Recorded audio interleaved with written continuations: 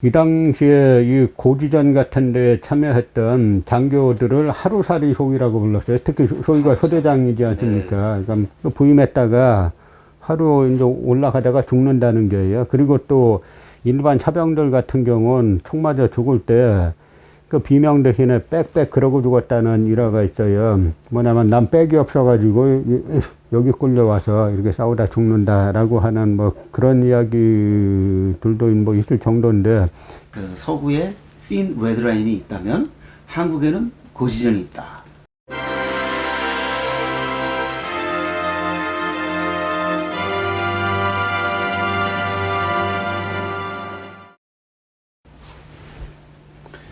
전찬일 이덕일의 종용진 영화 역사를 탐하다 6.25 특집 세 번째 시간, 이번에는 고지전을 중심으로 한번 짚어보도록 하겠습니다. 뭐 지난번에 제가 이제 고지전에 대한 제 속마음을 뭐 드러냈습니다만, 저는 사실 이 감독을 굉장히 좋아합니다. 이 장훈 감독, 그 네 번째 장편 영화인 택시 운전사를 통해서 천만 감독으로 등극했는데, 그 전에 만든 그 세 번째 영화가 고지전이고, 그 전에 만든 영화가 의형제입니다. 그리고 이제 장편 데뷔작이 이제 영화는 영화다.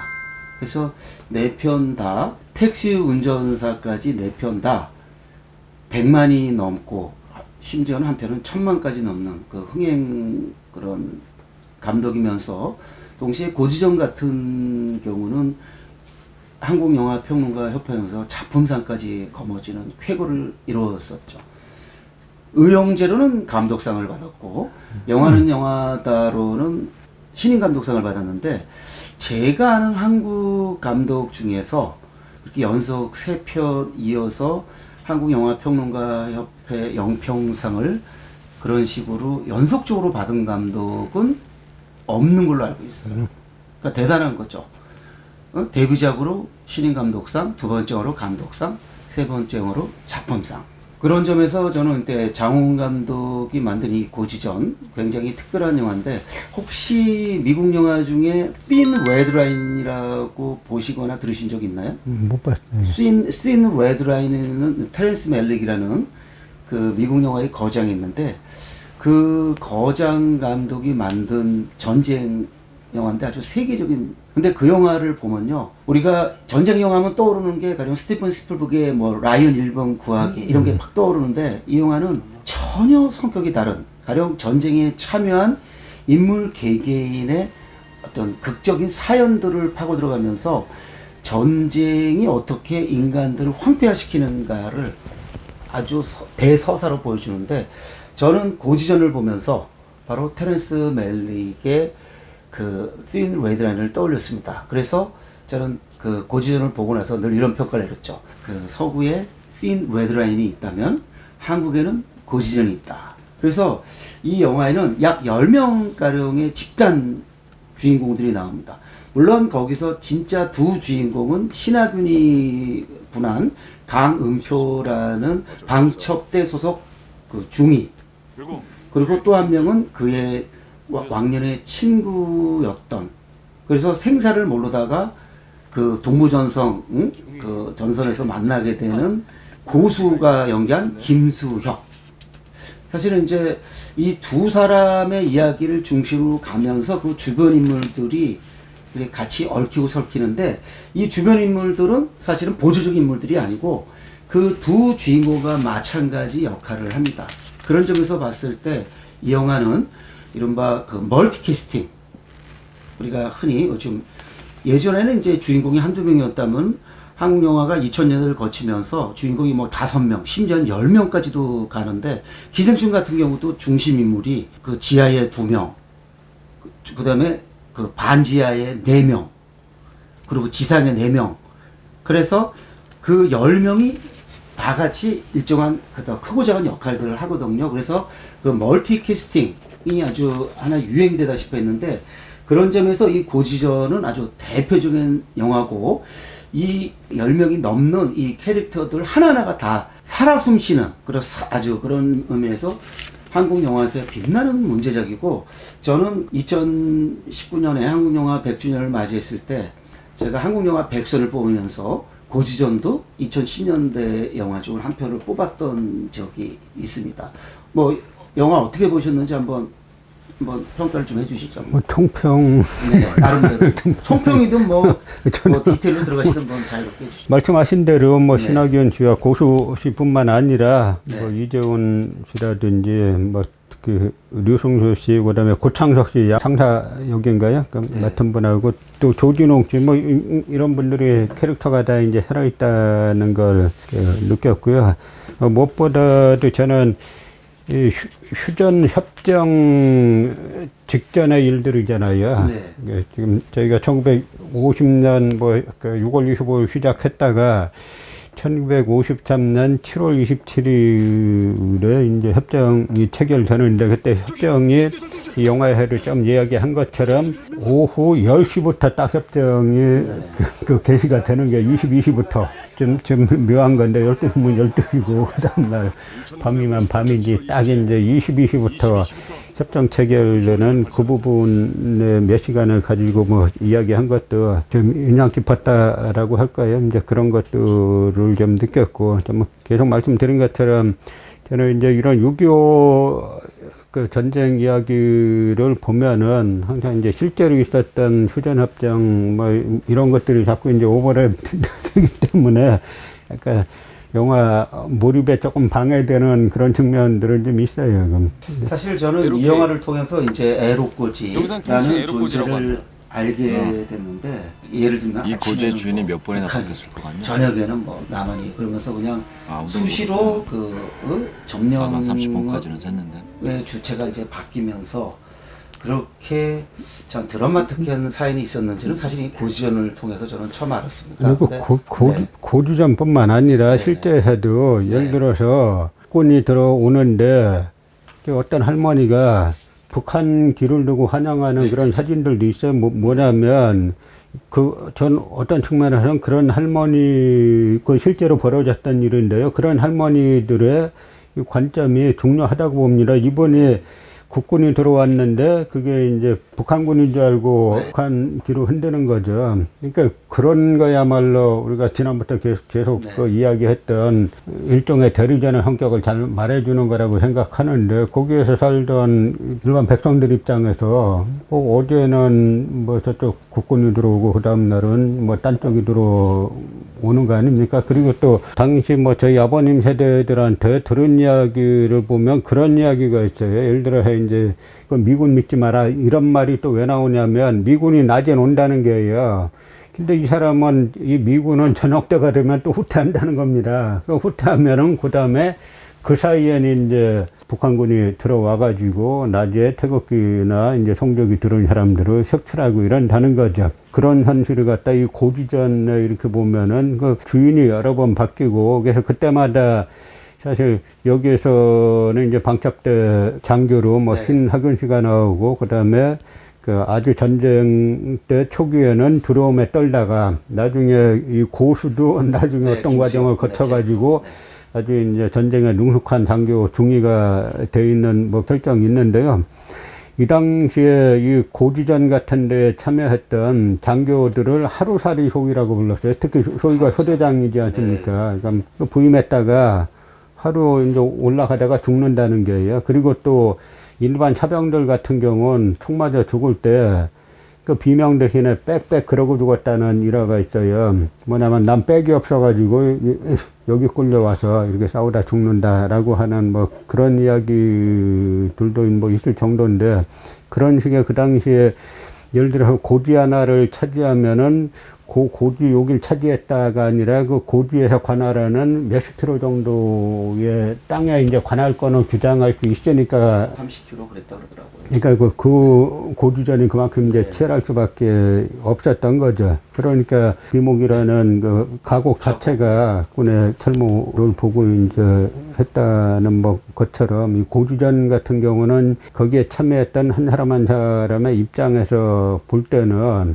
그야말로 뭐 어제 뺏겼다가 오늘 되찾고 그 와중에 이제 그 북한군의 편지를 갖다가 남한에 그 전달하는 게 남한의 어떤 이제 그 군사 우편을 통해 했다라는 뭐 그런 혈정 자체는 상당히 이제 기발하다고 느꼈죠.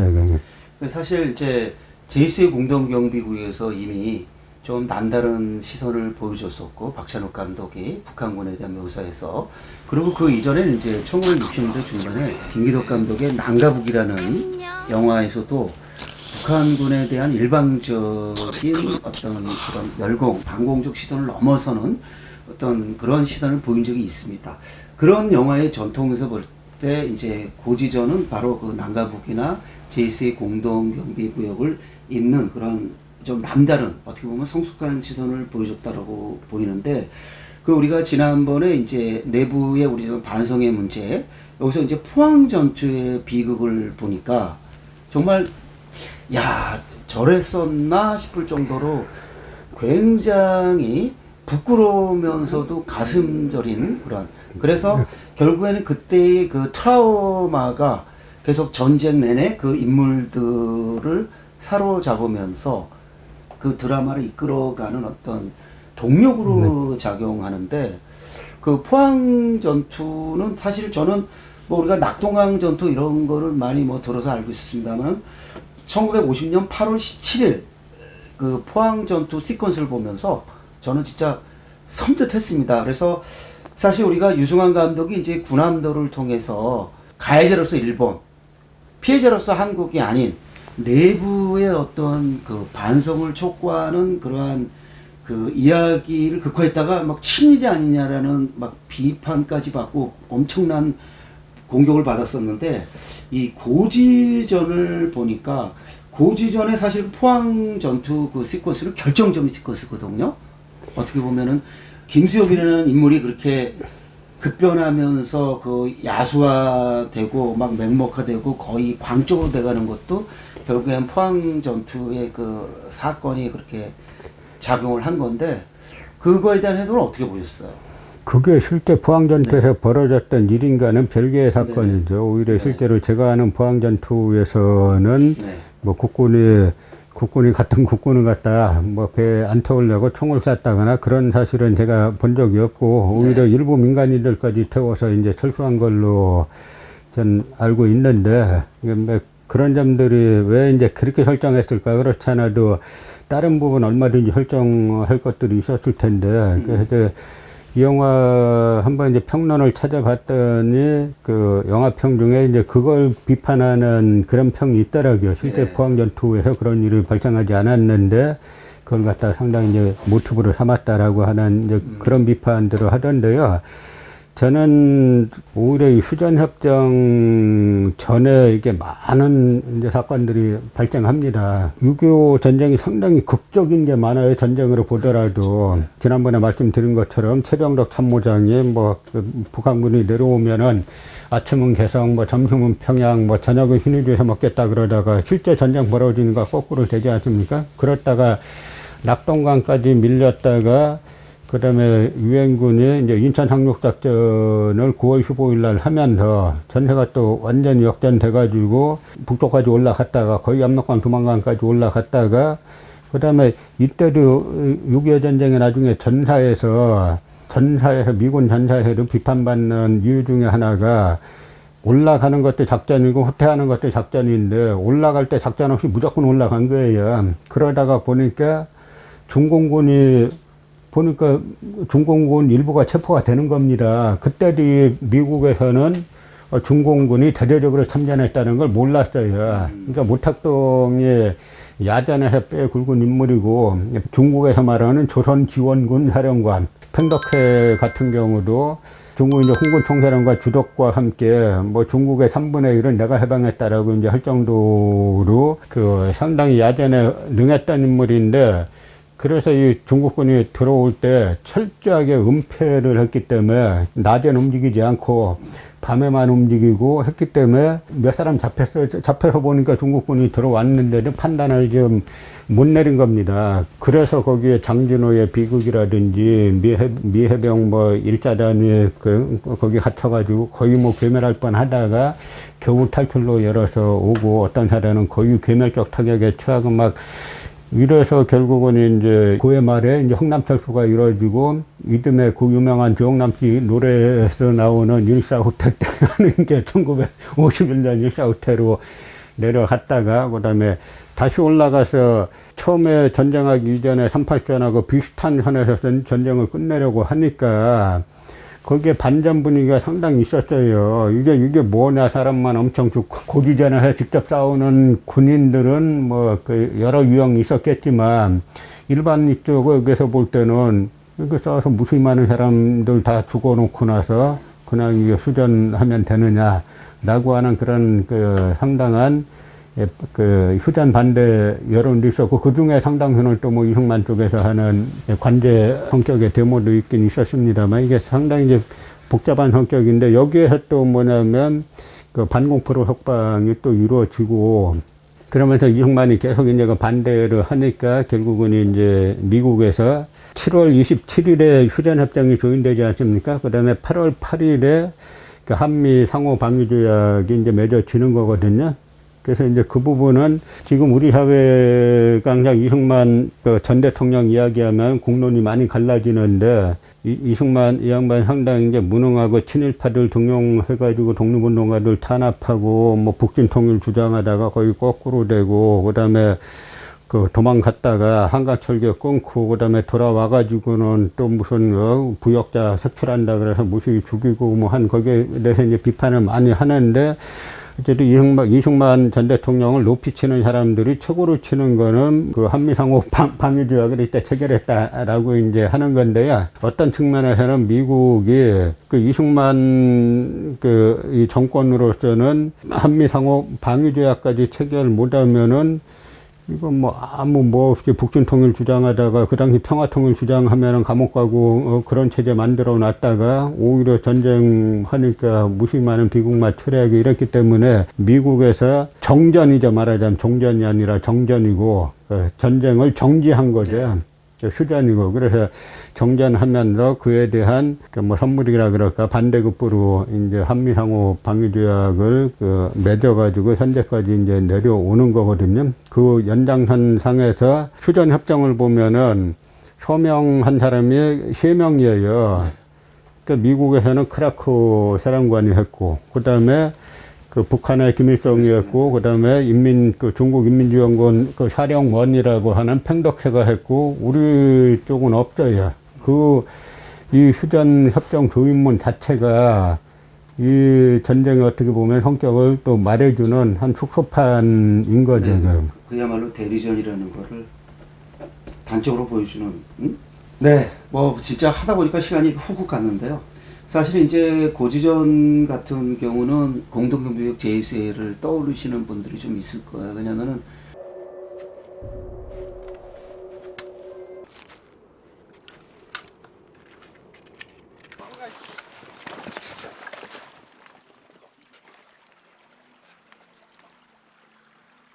잘 가라!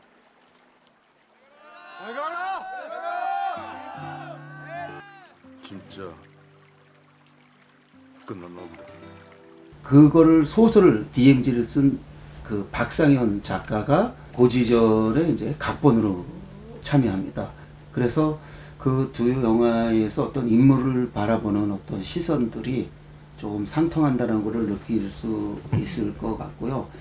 그 다음에 제가 사실 이제 고지전을 높이 평가했던 그리고 이제 태극기 휘날리며 또 그런 이유 중에 하나는 대부분 이제 6.25는 우리 현대사의 가장 큰 비극적인 사건이지 않습니까? 그리고 오늘날의 우리의 삶 자체를 의식적으로 무의식적으로 뭐 심지어 신체적으로 다 억압하고 있는 그런 기제로 작동하고 있는데 대부분의 그 전쟁물이나 이런 유교 영화들이 사건의 어떤 나열 내지는 그 전시에 급급한 반면에 이 태극기 휘날리며와 이 고지전 같은 경우는 사건을 그 인물들 개개인의 어떤 사연으로 승화시키는데 좀 성공하면서 그 인물들의 이야기가 그 보는 관객들 우리들의 이야기일 수 있다. 비록 우리가 전쟁을 겪지 않았더라도.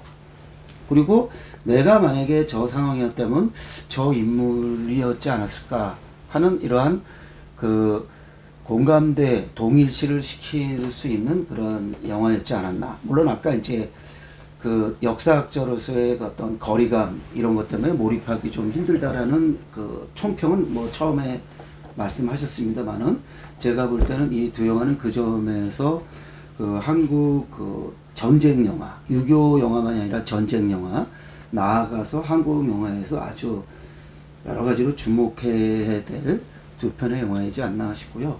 뭐 태극기 휘날리매와 1000만이 넘는 큰 성공을 거뒀습니다만은 고지전은 기대에 좀 못 미쳤습니다. 그래서 300만을 채 넘지 못했습니다. 그래서 아마 그 고지전은 아직 보지 않으신 분이 꽤 있을 것 같은데 이 방송을 만약에 보시게 된다면 한번 고지전을 꼭 그 보시기를 권하고 싶고요. 우리가 조금 시간이 흐르면 적당할 때 유교를 좀 넘어서서 분단 영화를 한번 유교만이 아니고 분단 현실을 짚는 그런 또 시간을 갖도록 하고 유교 특집은 이 정도로 마무리할까 생각하는데 혹시 뭐 마지막으로 덧붙이실 말씀 있으면 하시죠.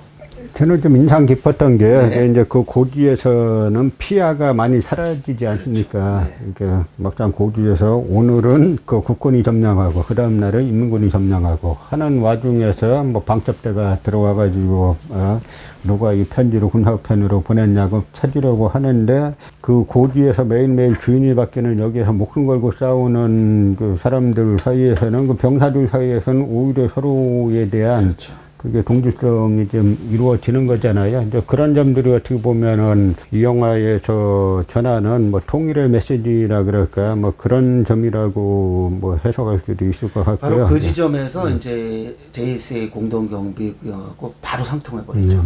소설을 쓴 사람과 각본을 쓴 사람이 동일이다 보니까 또 감독들이 그러한 시선, 그러한 이야기를 바로 그냥 가져와 버린 거죠. 그래서 두 영화는 그 점에서 통한 것 같고요. 사실 제가 뭐 시간 쫓기다 보니까 많이 생략했습니다만 이 영화는 그 김옥빈이 연기한 이제 차태경이라는 캐릭터 여자 저격수 아주 인상적인 저 이 영화 이전에 사실은 뭐 다른 영화에서 여자 저격수를 본 적이 없어요. 한국 영화만이 아니라 그래서 그 점에서 김옥빈 캐릭터 굉장히 인상적이었고 그 다음에 사실 이 영화만큼 반전이 잘 쓰인 영화도 흔치 않다. 제가 반전할 때 한국 영화의 최고작은 그 김지훈 감독의 그 장화홍련인데 이 영화는 공포 영화가 아니고 이제 전쟁 영화인데 정말 그 반전의 배치라든지 반전의 설득력이 뛰어나서 저는 아마 한국을 반전에서 가장 성공한 영화 그러면 장홍련과 고지전이지 않을까 싶을 정도로 반전이 뛰어났습니다. 그래서 사실 이 영화는 칭찬할 만한 덕목이 꽤 많다는 점, 그 아까 말씀드린 그 인물들에 대한 어떤 영화의 고른 시선도 좋았고 연기들의 분포 또는 그 연기들의 그 합도 좋았고 그다음에 그 개별 캐릭터마다 정말 그 사연을 머금은 그 인물 개개인의 이야기들이 참 그럴듯하게 와닿았어요. 그래서 그 태극기 휘날리며 더불어 이 고지전은 여러분한테 강강추하면서 그럼 이것으로 유교 특집 마무리 짓도록 하겠습니다. 자, 인사하시죠. 고맙습니다. 고맙습니다.